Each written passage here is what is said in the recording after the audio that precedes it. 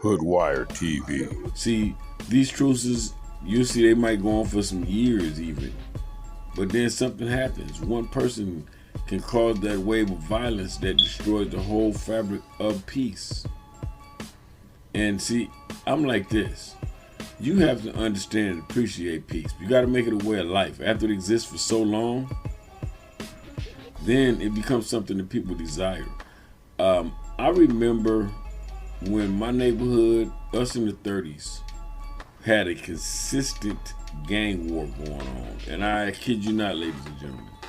We had a consistent gang war going on. On a regular basis, we fought, and people were hurt. And I mean, there were murders and all kind of stuff. And this went on consistently for more than 4 decades. I'm talking about for more than 40 years, consistently. Just all kind of attacks. You might get attacked walking to the store. Somebody might jump out and shoot you. Somebody might jump out the car. 2 or 3 people might jump out and rush you. You ain't no telling what might happen.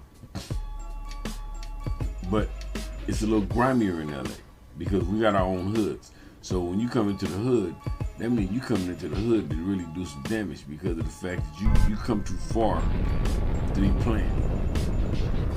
So through that and by that, what that means is that you yourself are gonna come through and make a name because you are somewhere else and your people back home, you don't know about all this here except for those that you're affiliated with. But this is the funny thing about that, right? You yourself go out and do what you do, and it's not on your doorstep. So you can wreak all the havoc you like because you don't have to open your door to it. But the bad thing about that is that when stuff like that happens, by the time you get back to your community from wreaking havoc in this rival community, they've already been in your community wreaking havoc. So now suddenly there's fear going on, there's anger, there's frustration, it's anxiety, it's separation anxiety. And the thing about it makes it so crazy is that my community was like this, us in the 30s.